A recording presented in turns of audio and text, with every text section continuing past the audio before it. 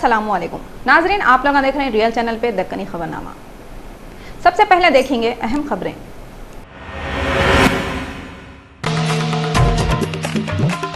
Centre के minister Venkaiah Naidu हफ्ते के दिन तेलंगाना और आंध्र प्रदेश के चीफ मिनिस्टरों से मिलकर बातें करें।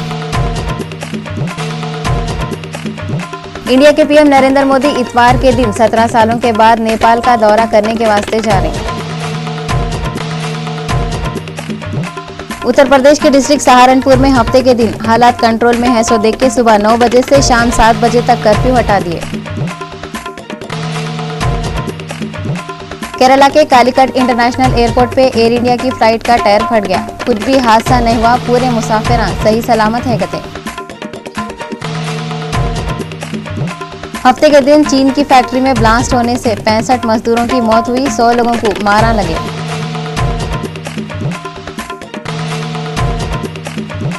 और हफ्ते के दिन इसराइल फिर से गजा पे हमले करा, जिससे 150 फलस्तीन के लोगों की मौत हुई। अमेरिका के सदर बराक ओबामा जंग रोकने की कोशिश करते बोल रहे। अब खबरें तफसील से देखेंगे। सेंटर के मिनिस्टर वेंकैया नायडू हफ्ते के दिन तेलंगाना के चीफ मिनिस्टर केसीआर और एपी के चीफ मिनिस्टर चंद्रबाबू से अलग अलग मिल के बातें करें। सेंटर के मिनिस्टर वेंकैया नायडू हफ्ते के दिन तेलंगाना के चीफ मिनिस्टर के चंद्रशेखर राव और आंध्र प्रदेश के चीफ मिनिस्टर चंद्रबाबू नायडू से मिले। ये दोनों सीएमओ से मिलकर उन्हें कौन से कामों में सेंटर की हुकूमत की मदद होना है उसकी एक लिस्ट बनाओ बोल के बोले। इतना ही नहीं, उन्होंने दोनों रियासतों के सीएमओ को एक नोट भी दिए, जिसमें दोनों रियासतों के वास्ते सेंटर की हुकूमत निकाली 100 स्कीमों के बारे में लिखे हुआ था। वेंकैया नायडू बोल रहे हैं, सेंटर की हुकूमत और रियासत की हुकूमत मिल के काम करने से तरक्की हो सकती। उनका बोलना है, रियासत के टुकड़े होने से तरक्की के कामों पे असर पड़ा और अब सेंटर और रियासत की हुकूमत को मिल के काम करते हुए चीज़ों को फिर से पटरी पे लाना है कहते। वेंकैया नायडू दोनों चीफ मिनिस्टरों को सियासत को बाजू रख के रियासतों की तरक्की के वास्ते काम करो बोल के मशवरा भी दिए। అందువలన వీలైనంత వరకు సమస్యలు ఏమైనా ఉంటే కూర్చొని రెండు రాష్ట్రాల నాయకులు మాట్లాడుకొని పరిష్కరించుకుంటే అభివృద్ధి పైన దృష్టి పెట్టడానికి ఎక్కువ సమయం కేటాయిస్తే బాగుంటుంది అనేది నా సలహా. దాని పట్ల కూడా వారు సానుకూలంగా ఉన్నారు. మిగతా విషయాలు పరిపాలనలో కేంద్రం జోక్యం చేసుకునే ప్రసక్తి లేదు, అది ఆ రాష్ట్ర ప్రభుత్వాలు నిర్ణయించుకోవాల్సింది. 73, 74వ రాజ్యాంగ సవరణ ప్రకారం పరిపాలనలో వికేంద్రీకరణ జరగాల్సి ఉంది. ఆ వికేంద్రీకరణలో మున్సిపాలిటీలు, కార్పొరేషన్లు వాటి బాధ్యతను వాటి నిర్వర్తించాల్సి ఉంది. దానికి ఆ మున్సిపాలిటీలను, కార్పొరేషన్లను సమాయత్తం చేయాలా, వాళ్ళ మైండ్ సెట్లో మార్పు రావాలా. అంతా పైనుంచేదో వస్తుంది, ఖర్చు పెట్టడమే మన పనిని కాకుండా వాళ్ళు కూడా నిధుల సేకరణ, పన్నుల వసూలు, ఆ వసూలైన పన్నులు సక్రమంగా ఖర్చు పెట్టేగా చూడడం, ఆ తర్వాత పరిపాలనలో పారదర్శకత, ట్రాన్స్పరెన్సీ, అకౌంటబిలిటీ, జవాబుదారీతనం, ఇది చాలా ముఖ్యమని నేను భావిస్తున్నా. నా మనసులో ఉన్న అభిప్రాయాన్ని, నా ఉద్దేశాలను ఇద్దరు ముఖ్యమంత్రులు వివరించాను. వాళ్ళ సహకారం కూడా కోరాను. వాళ్ళు తప్పనిసరిగా ఇది మంచి ఆలోచన అండి, మేము కూడా సహకరిస్తామని చెప్పారు. తెలంగాణ ముఖ్యమంత్రి ఇంకో సూచన కూడా చేశారు. ఆయన, మీరు దేశంలో ఉన్న ముఖ్యమంత్రులందరినీ జోనల్ వారీగా సమావేశాలు పెట్టి వాళ్ళతో మీ అభిప్రాయాలు పంచుకుంటే సమస్యలకు మరింత త్వరితగతిన పరిష్కారం లభించే అవకాశం కూడా ఉంటుందని దాన్ని కూడా నేను సానుకూలంగా కూడా స్పందించాను. जीएचएमसी और ट्रैफिक पुलिस वाले मिलकर हैदराबाद को भिखारियों से पाक करते बोल के एक प्लान बनाए। हैदराबाद के कौन से भी चौरस्ते पे गाड़ियां रुकते किच फुल ट्रैफिक के बीच में कोई ना कोई भिखारी आके आपकी गाड़ी के सामने हाथा फैला के भीख मांगना शुरू कर देता। थोड़ी देर के बाद और दूसरे भिखारियां भी आना शुरू हो जाते। आप लोग देखे होंगे अक्सर चौरस्तों पे, ट्रैफिक के जंक्शनों पे, गलियों में, मस्जिदों कने, मंदिरों के पास, बस स्टॉपों पे, रेलवे स्टेशनों पे भिखारियां कैसा भी रहते। और थोड़े भिखारियां तो पैसा दिए तक पीछा नहीं छोड़ते। आजकल भीख मांगने वालों में बूढ़े, बड़े, औरतां, हट्टे कट्टे भी है। लोग भिखारियों को देखते ही जगह छोड़ के भाग जा रहे। चोरी भी चोरी, ऊपर से सीना जोरी बोले जैसा, भीख नहीं दिए तो ये वो बोल के उन लोग चले जाते। मतलब भीख नहीं दिए सो वालों की एक महीनों में बेइज्जती कर देते। आबादी जैसा जैसा बढ़ते जा रही, भिखारियों की आबादी भी वैसे ही बढ़ते जा रही। ये सब देख के हुकूमत वाले इसको रोकने के वास्ते कुछ ना कुछ करना ज़रूरी है बोल के फैसला करें। जीएचएमसी के commissioner Somesh Kumar traffic police वालों के साथ मिलकर भिखारियों से शहर को पाक करने का प्लान बनाए।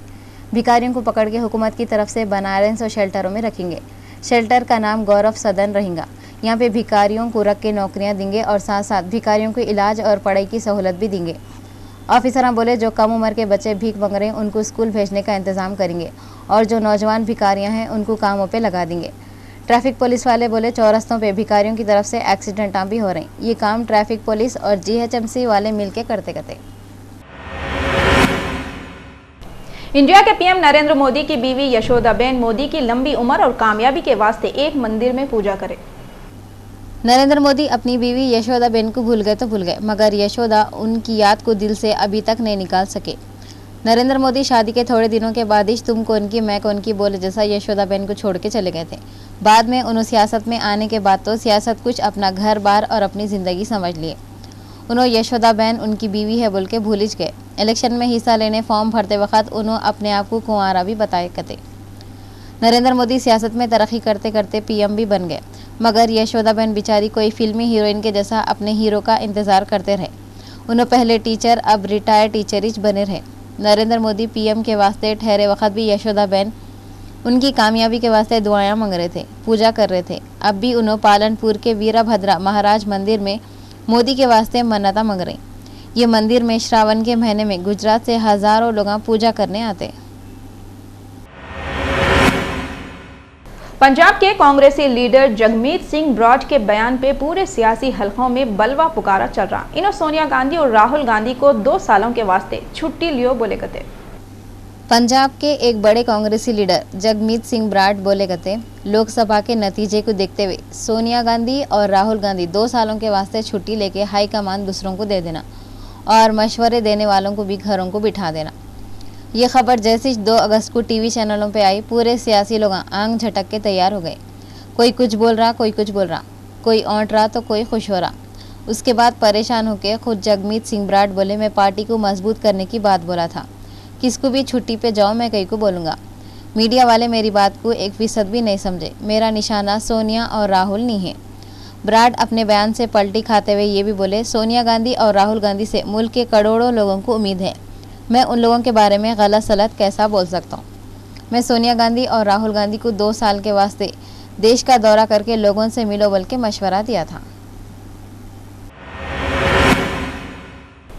हिंदी फिल्मों के मशहूर हीरो सलमान खान की फिल्म किक पाकिस्तान में आमदनी के पूरे पहले के रिकॉर्ड तोड़ दी कहते। सलमान खान की फिल्म किक की नुमाइश पाकिस्तान में ईद के वक्त पे हुई और 3 दिनों में सबसे ज़्यादा आमदनी वाली ये बॉलीवुड की फिल्म बन गई। किक 3 दिनों के अंदर 20.8 मिलियन रुपये का रिकॉर्ड बिजनेस करी।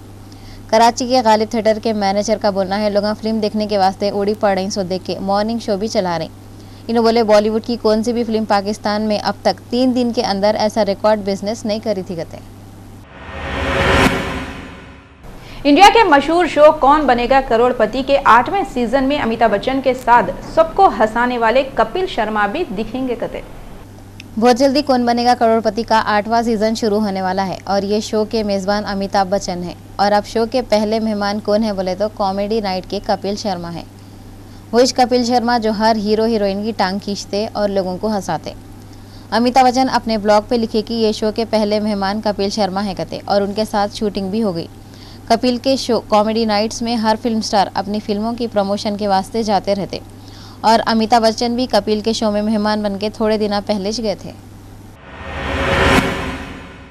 बॉलीवुड की मशहूर हीरोइन करीना कपूर बोले सिंघम 2 में अजय देवगन के साथ काम करते वक्त इनको बहुत प्रॉब्लम हुए। बॉलीवुड की heroine Kareena Kapoor media one से बातें करते हुए बोले सिंघम 2 में अजय देवगन के साथ काम करते वक्त उनको बहुत प्रॉब्लम हुए। कई को बोले तो अजय देवगन इतने सिगरेटा फूकते उनके साथ उठना बैठना मुश्किल हो गया था। करीना बोले उन लोग खाना खाते वक्त भी अजय देवगन सिगरेट फूक रहे थे और उन लोग फिर साथ में बैठ के खाना नहीं खाए। इससे पहले करीना कपूर गोलमाल सीरीज़ में अजय देवगन के साथ काम कर रहे थे और वो फिल्म बहुत हिट हुई थी। मीडिया वाले करीना कपूर से उनके शौहर सैफ अली खान की फिल्म हम शक्ल्स के बारे में सवाल करे तो करीना कपूर बोले सैफ अली खान फिर से वैसी गलती नहीं करते कहते। पहले के president of India APJ Abdul Kalam Azad Osmania university में तकरीर करते हुए बोले इंजीनियरों को और डॉक्टरों को हिम्मत दिलाना ज़रूरी है।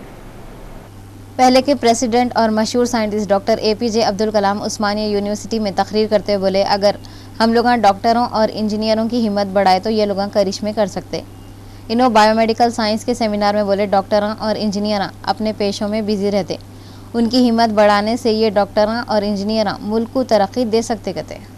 This is the new dimension of 21st century knowledge society where science and environment will go together. Thus the new age model will be a four-dimensional bio, nano, info and eco-based. Friends, I have discussed the idea of convergence of science and technologies in many forums including universities and corporate government. Based on detailed discussion in these organizations across the world with many citizens in India abroad from multiple organization disciplines, I am happy to present to you a distinct profile.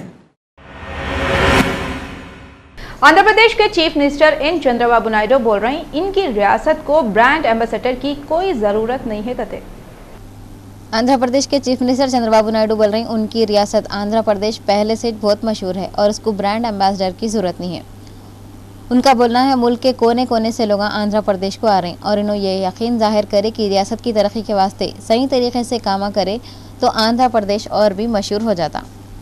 Telangana के chief minister KCR tennis star Sania Mirza को तेलंगाना के brand ambassador बनाने के थोड़े दिनों के बाद ही चंद्रबाबू नायडू ये बात बोल रहे हैं। कई को बोले तो इनसे आंध्र प्रदेश के ब्रांड एम्बेसडर के बारे में सवाल पूछ रहे थे, जिसके जवाब में इन्होंने बोले कि आंध्र प्रदेश जैसी मशहूर रियासत को ब्रांड एम्बेसडर की जरूरत ही क्या है। ఆంధ్రప్రదేశ్ బ్రాండ్ మీకు తెలుసు, ఇప్పుడేం కొత్తగా బ్రాండ్ పెట్టాల్సిన పని లేదు కాదు, బ్రాండ్ అంబాసిడర్ కూడా అవసరం లేదు. హైదరాబాద్ ఆంధ్రప్రదేశ్ ఇదే బ్రాండ్. మళ్ళీ ఇప్పుడు చాలామంది వాళ్ళు కూడా ఎత్తుక్కుంటూ వచ్చే పరిస్థితికి వస్తున్నారంటే ఇన్ ది సెన్స్ మళ్ళీ మంచి రోజులు వచ్చాయి, ఆంధ్రప్రదేశ్లో బెటర్ పెట్టుబడి పెట్టచ్చు అని వాళ్ళే ఎత్తుక్కుంటూ వచ్చే పరిస్థితి వచ్చారు. రెండో కలిసి ఆటోమేటిక్గా రాబోయే రోజుల్లో మీరే చూస్తారు ఊహించినటువంటి అభివృద్ధి జరుగుతుంది. వ్యక్తులను బట్టి బ్రాండ్ ఉంటుంది, వ్యక్తులను బట్టి దేశం కానీ రాష్ట్రం కానీ అభివృద్ధి వచ్చేవాళ్ళు ఉంటారు, గుర్తుపెట్టుకోండి. इजराइल की तरफ से हफ्ते के दिन फिर से गजा पे हमले हुए, जिसमें 150 फलस्तीन के लोगों की मौत हो गई और मरने वालों की तादाद 1600 से ज्यादा हो गई।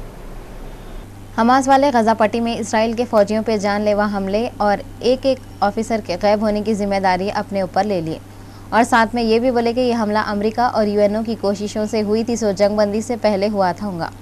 हमास के फौजियां ये जिम्मेदारी अपने ऊपर कई को लिए बोले तो उसकी आड़ में इसराइल को 25 दिनों से चल रही सो ये जंग को आगे बढ़ाने का मौका नहीं मिलना, मगर इसराइल के फौजी को अगवा करने का बहाना बना के इसराइल वाले जंगबंदी की खिलाफ वर्जी करे और गजा के एरिए रिफा पे ज़मीन से और हवा में से हमले करे, जिससे 150 लोगों की मौत हुई और 400 से ज़्यादा लोग ज़ख्मी हुए।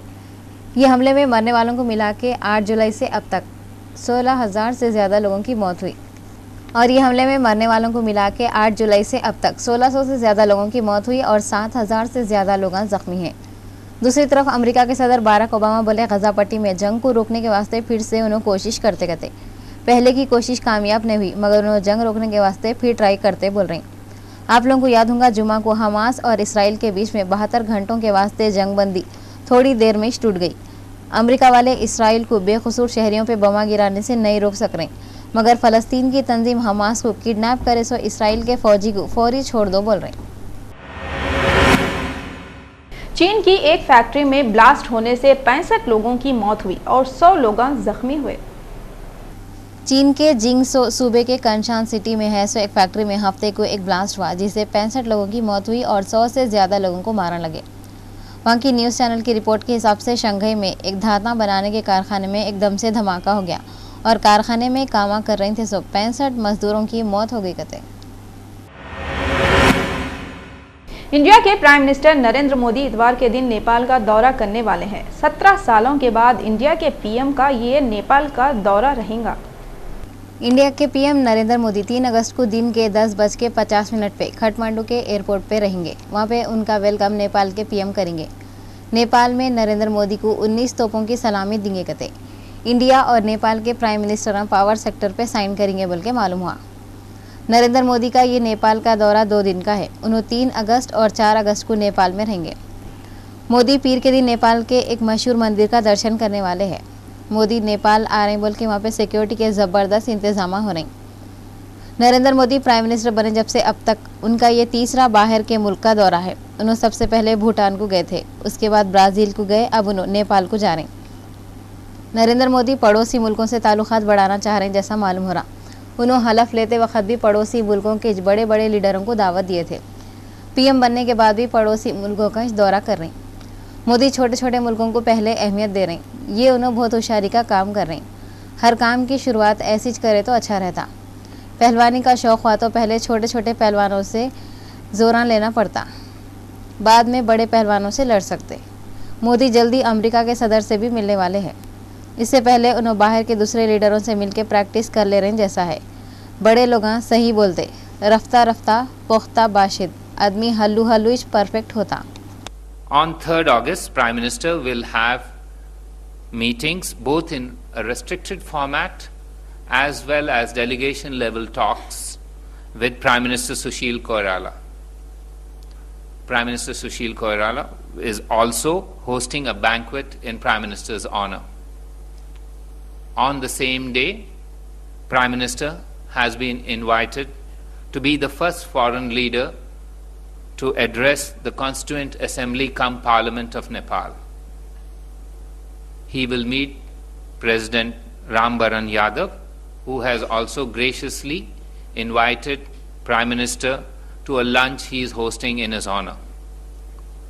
Apart from the Prime Minister's interactions with government level officials or political leaders from the government in Nepal, he also plans to meet a cross-section of political leaders across the political firmament in Nepal. Saharanpur में हालात सही हो गए सो देख के वहां पे हफ्ते को सुबह 9 बजे से शाम के 7 बजे तक कर्फ्यू हटा दिए। उत्तर प्रदेश के डिस्ट्रिक्ट सहारनपुर में जहाँ पे फसादा हुए थे हालात कंट्रोल में है बोल के वहाँ पे सुबह 9 बजे से शाम के 7 बजे तक कर्फ्यू हटा दिए और तकरीबन एक हफ्ते के बाद सरकारी ऑफिस भी खुले। मगर उत्तर प्रदेश के चीफ मिनिस्टर अखिलेश यादव एक नए मामले में फंस गए। वो क्या बोले तो एक फ़ोटो में उन्होंने वही आदमी के साथ खड़े हुए हैं जो सहारनपुर में फसादों का जिम्मेदार है और उन्हें ये फतरमबाजी और आग लगाया था। वैसे तो इन्हें अब पुलिस की कैद में है, मगर अखिलेश के साथ इसकी फ़ोटो देख के सब बौरान हो रही। ये फ़ोटो एक सोशल नेटवर्किंग साइट पे समाजवादी पार्टी के लीडर की तरफ से डाले और उत्तर प्रदेश की हुकूमत ये फ़ोटो को गलत है बोल रही।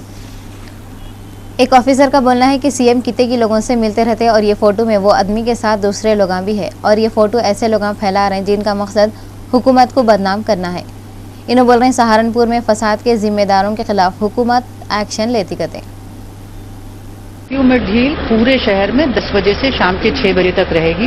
कर्फ्यू में ढील के दौरान भी एक चीज पे पूरी सख्ती रखी जाएगी, मोटरसाइकिल पे डबल राइडिंग नहीं होने दिया जाएगा।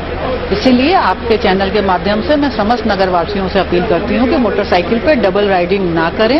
सभी सरकारी कार्यालयों को कहा जा रहा है कि सरकारी कार्यालयों के अधिकारी और कर्मचारी अब कार्यालयों में पहुंचे और काम शुरू करें। हफ्ते के दिन केरला के कालीकट इंटरनेशनल एयरपोर्ट पे एयर इंडिया के प्लेन का पीछे का टायर फट गया।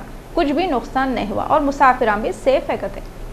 एयरपोर्ट के ऑफिसरों के हिसाब से जिद्दा से केरला को आईसो एयर इंडिया की फ़्लाइट जिसका नंबर 962 है कालीकट के इंटरनेशनल एयरपोर्ट पे उतरते वक्त फ़्लाइट का पीछे का टायर फट गया। मगर कुछ भी हादसा होने से पहले ही पायलट होशियारी से सही वक्त पे प्लेन को एयरपोर्ट पे उतार दिया और ये प्लेन में स्टाफ के 18 लोगों को मिला के पूरे 389 मुसाफिरान थे। ये लोग सही सलामत प्लेन से बाहर निकल गए, किसको भी नुकसान नहीं हुआ करते। आप लोगों को याद होगा थोड़े दिन पहले भी एयर इंडिया के एक प्लेन का टायर दिल्ली के एयरपोर्ट पे भी फटा था। हल्का नामपल्ली के इलाके अफजल सागर और हबीब नगर नाले के एरिया के लोगों को कोर्ट वाले लैंड ग्रैबिंग की नोटिस दिए।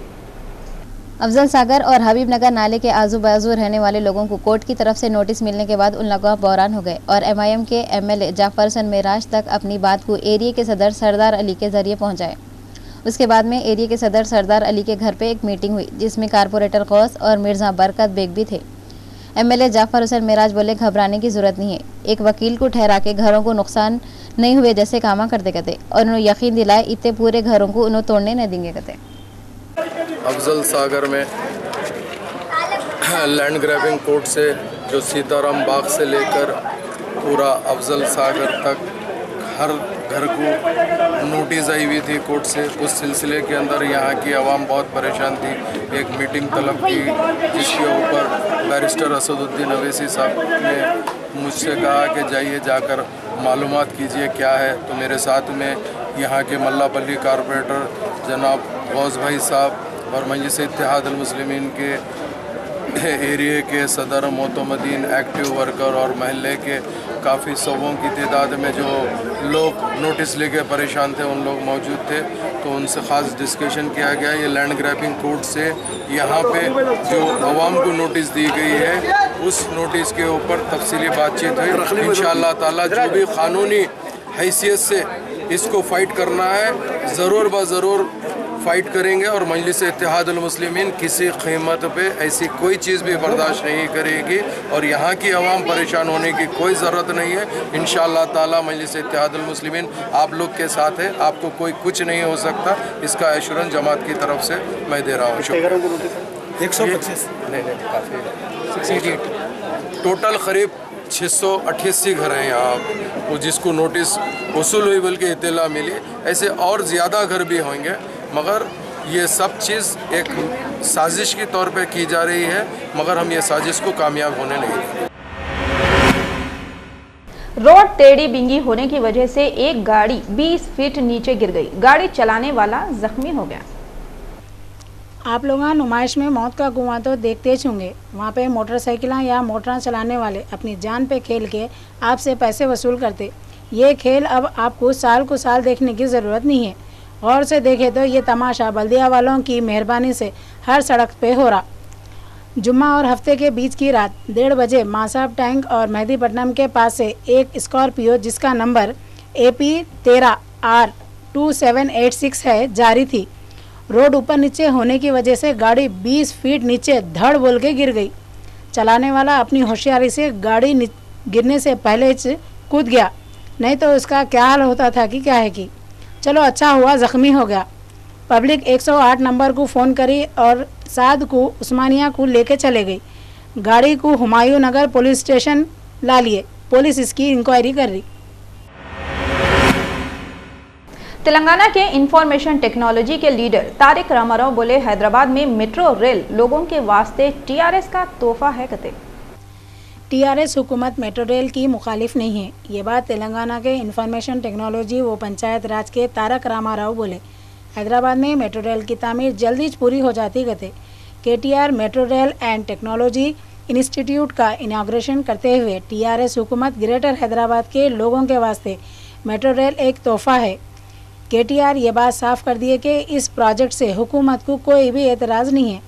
इन्हों HMR के ऑफिसरों को बोले मेट्रो रेल के फासले को 72 किलोमीटर से बढ़ा के 200 किलोमीटर कर दो।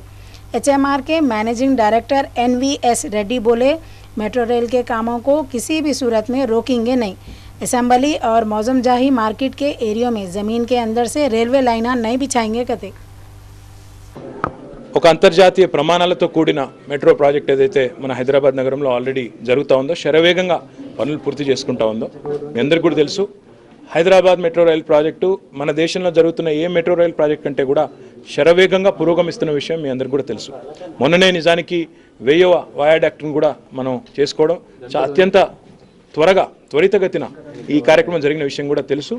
నేను మన NVS రెడ్డి గారిని ఈ విషయంలో ప్రత్యేకంగా అభినందిస్తా ఉన్నాను. వారి విషయంలో చాలా కమిటెడ్గా మెట్రో రైలును హైదరాబాద్కు తేవడంలో తొందరగా తేవడంలో ఒక లక్ష్యాన్ని పెట్టుకొని తదేక దీక్షతో పనిచేస్తూ ఉన్నారు.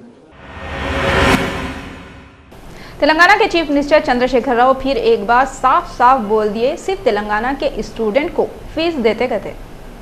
तेलंगाना के स्टूडेंटों को फीस मिलेंगी, हुकूमत की तरफ से आंध्रा के स्टूडेंटों को ये सहूलत नहीं रहेंगी बोल के तेलंगाना के चीफ मिनिस्टर एक बार फिर साफ तौर पे ये बोल दिए। CM बोले फीस रीएम्बर्समेंट की वजह से हुकूमत के ख़जाने पे 4000 करोड़ का ज़्यादा बोझ आ गया है। इस वास्ते सिर्फ तेलंगाना के स्टूडेंटों को हुकूमत की तरफ से फ़ीस मिलेंगी। CM बोले किसी भी गरीब और हकदार स्टूडेंट के साथ नाइंसाफ़ी नहीं होंगी। अगर इस मसले में ऑफिसरों से मामूली गलती हुई तो इनके मुस्तकबिल के वास्ते ये गलती नुकसानदा साबित होंगी। हुकूमत से वही बच्चों को फ़ीस मिलेंगी जो 1956 से तेलंगाना में है और ये सर्टिफिकेट देने की जिम्मेदारी फाइनेंस डिपार्टमेंट को दिए। इन्होंने ज़िला कलेक्टर को सर्टिफिकेट देने में होशियारी से काम लियो बोले। अगर किसी भी गांव में बोगस सर्टिफिकेट मिले तो इसकी जिम्मेदारी ज़िला कलेक्टर पर रहेंगी। CM बोले किसानों के कर्ज़ों की माफ़ी, गरीबों को 2 बेडरूम के घर देने के स्कीम जल्दी शुरू करते कहते। तेलंगाना विद्यार्थी परिषद वाले JNTU मासाब टैंक के IIT के ब्लॉक में प्रोफेसर एल वेणुगोपाल के ऑफिस पे धरना दिए। तेलंगाना विद्यार्थी परिषद वाले बिट्टू सरीहरी की निगरानी में JNTU मासाब टैंक के IIT के ब्लॉक में कौंसिल के चेयरमैन प्रोफेसर एल वेणुगोपाल के ऑफिस पे धरना दिए। ये लोग तेलंगाना वालों की काउंसलिंग को रोको बल्कि डिमांड कर रहे हैं। ये काउंसलिंग 5 अगस्त को होने वाली है और 4 अगस्त को आर्टिकल 56 के क्लैरिफिकेशन का फैसला सुप्रीम कोर्ट करने वाली है। इसके बाद में तेलंगाना वाले अपने प्लान को बताएंगे और उसके बाद में काउंसलिंग होना बोल के जोर देंगे। ये लोग आंध्रा के चेयरमैन को रिजाइन करो बोल के डिमांड भी करे और बोले तेलंगाना के बच्चों को तेलंगाना में एडमिशन मिलना और काउंसलिंग तेलंगाना के बच्चों के हक में होना कहते। MSET कमिटी मारला मीट అవుతుంది admission committee MSET admission committee principal secretary of higher education of both the states commissioners of college technical education of both the states available ఉన్నప్పుడు మోస్ట్ ప్రాబబ్లీ 4th నాడు కానీ లేదా ఏదైనా పరిస్థితుల్లో ఆ రోజు వీళ్ళు కానట్టయితే 5th నాడు అడ్మిషన్ కమిటీ మీట్ అవుతుంది। तेलंगाना के पूरे पुलिस स्टेशनों में हर एक पुलिस स्टेशन को 2 इनोवा मोटर कारां और 2 मोटरसाइकिलें देते कथे और ये गाड़ियों का ताल्लुक कंट्रोल रूम से रहेगा कथे। तेलंगाना के director general of police Anurag Sharma बोले रियासत के हर एक पुलिस स्टेशन को 2 इनोवा मोटर कारां और 2 मोटरसाइकिलें देते कथे। DGP मीडिया वालों से बातें करते हुए बोले नए गाड़ियां जो हर एक पुलिस स्टेशन को दिए जाएंगे ये गाड़ियों का कंट्रोल रूम से ताल्लुक रहेगा। स्टेट की पुलिस को नए पुलिस के वर्दियां 15 अगस्त को देते कथे। अनुराग शर्मा बोले ये गाड़ियां CM चंद्रशेखर राव देंगे कथे। दुनिया के मशहूर और बड़े बॉक्सर मोहम्मद अली किले के बॉक्सिंग ग्लव्स $4 लाख में हराज हुए। दुनिया भर में बॉक्सिंग के शौक को बढ़ाने वाले world famous boxer Muhammad Ali किले के वो ग्लव्स जिनको पहन के 1971 में जुफ्रीजर को हराए थे, वो ग्लव्स का हराज क्लीवलैंड के एक ऑक्शन हाउस में हुआ। ग्लव्स को कौन की आदमी खरीदा जो अपना नाम और पहचान बताना नहीं चाह रहा। इससे पहले ये ऑक्शन हॉल में मोहम्मद अली के वो ग्लव्स भी हराज हुए थे जिसको पहन के 1964 में पहली बार वर्ल्ड चैंपियन बने थे।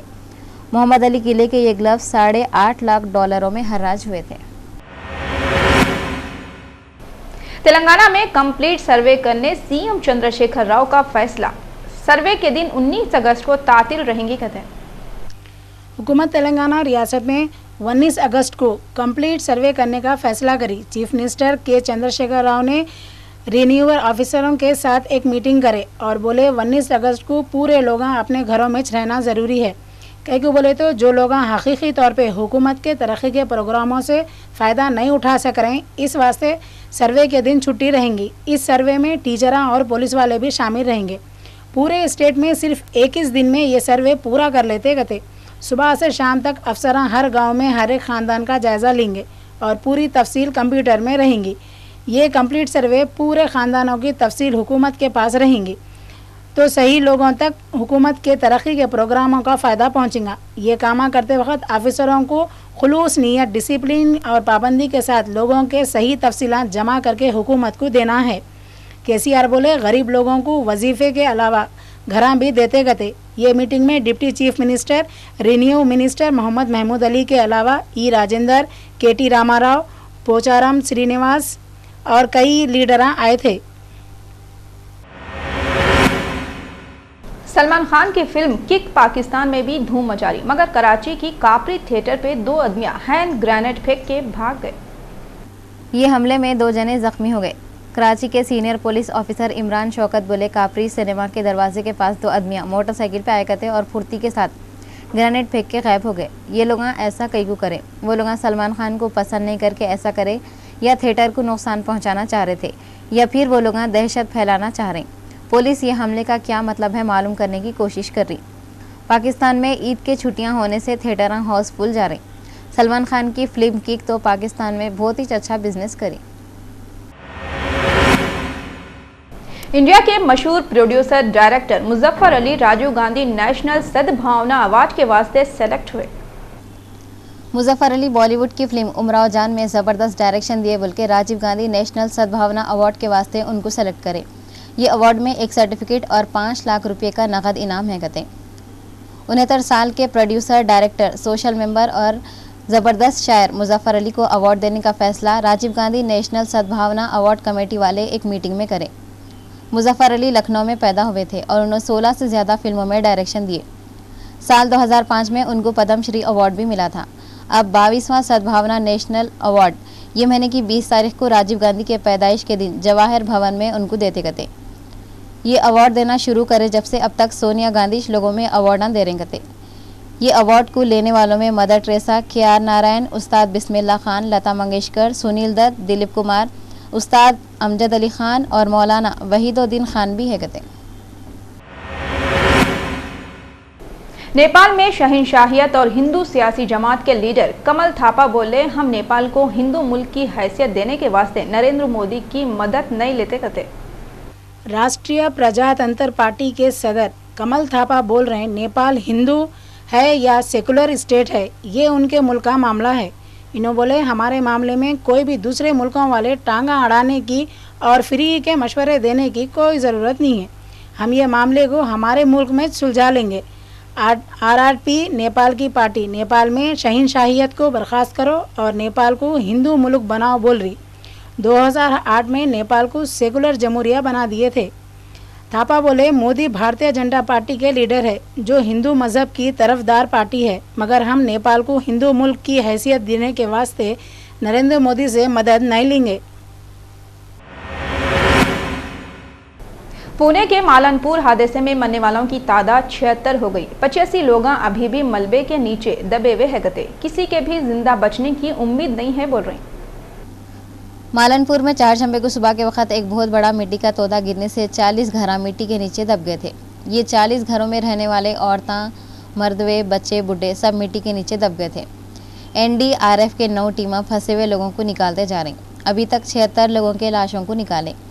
एक साथ पानी पड़ने से भी लाशें निकालने में परेशानी हो रही। वो बोलते नहीं, अल्लाह जिसको रखे उसको कौन चके। 3 दिनों तक मिट्टी के नीचे दबे हुए रहने के बाद भी 9 लोग, जिनमें एक छोटी बच्ची भी है, जिंदा है। ये लोग बहुत बुरी तरीके से ज़ख्मी हुए हैं। उन लोगों को सरकारी दवाखाने में शरीक कर दिए। मरने वालों के सगों को 5-5 लाख रुपये और ज़ख्मियों का फ्री में इलाज कराने का ऐलान महाराष्ट्र के चीफ मिनिस्टर पृथ्वीराज चौहान करे।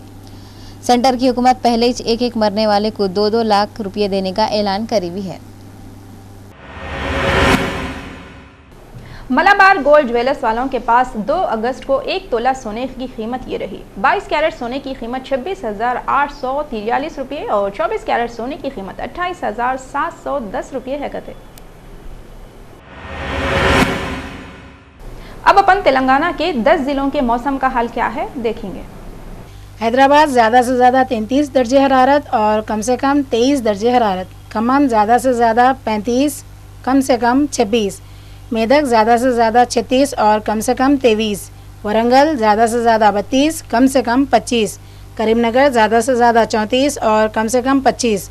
महबूबनगर ज़्यादा से ज़्यादा 31, कम से कम 25। आदिलाबाद ज़्यादा से ज़्यादा 34 और कम से कम 25।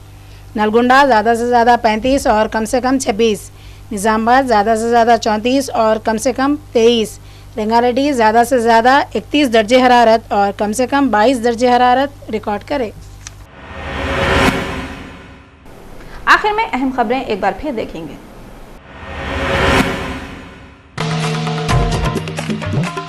सेंटर के मिनिस्टर वेंकैया नायडू हफ्ते के दिन तेलंगाना और आंध्र प्रदेश के चीफ मिनिस्टरों से मिलकर बातें करें। इंडिया के पीएम नरेंद्र मोदी इतवार के दिन 17 सालों के बाद नेपाल का दौरा करने के वास्ते जा रहे हैं। उत्तर प्रदेश के डिस्ट्रिक्ट सहारनपुर में हफ्ते के दिन हालात कंट्रोल में है, सो देख के सुबह 9 बजे से शाम 7 बजे तक कर्फ्यू हटा दिए। केरला के कालीकट इंटरनेशनल एयरपोर्ट पे एयर इंडिया की फ्लाइट का टायर फट गया। कुछ भी हादसा नहीं हुआ, पूरे मुसाफिर सही सलामत है कहते।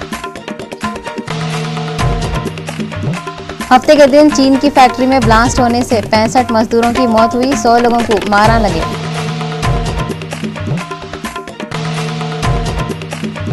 और हफ्ते के दिन इसराइल फिर से गजा पे हमले करा, जिससे 150 फलस्तीन के लोगों की मौत हुई। अमेरिका के सदर बराक ओबामा जंग रोकने की कोशिश करते बोल रहे। रियल चैनल के दक्कनी खबरनामे में बस इतना ही। फरजाना को दियो इजाज़त। अल्लाह हाफिज़।